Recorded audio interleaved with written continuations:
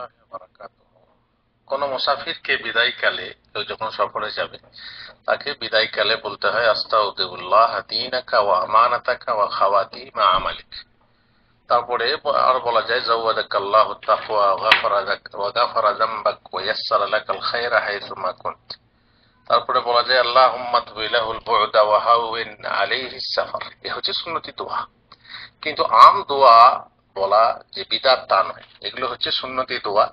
বাকি যদি কারো সব দোয়া মুখস্থ না থাকে বাংলা ভাষায় বলতে পারে সহি সালামতে যেও ভাই, যেমন আমরা বলে থাকি সহি সালামতে যেও, এটা কি বিদআত? ফি আমানিল্লাহ বলা তেমনি বিদআত নয়।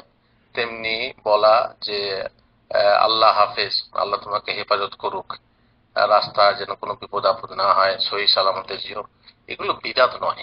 আসলে সুন্নত না জানলেই যে বিদআত হবে তা নয়। দোয়া আম দোয়া করা চলবে, নিজের ভাষায় দোয়া করা চলবে। তো ফি আমানিল্লাহ বলা, আল্লাহ হাফেজ বলা, এগুলো নিজের ভাষায় দোয়া করা। বাকি থাকলে খোদা বলা যাবে কিনা সেটা আলাদা কথা।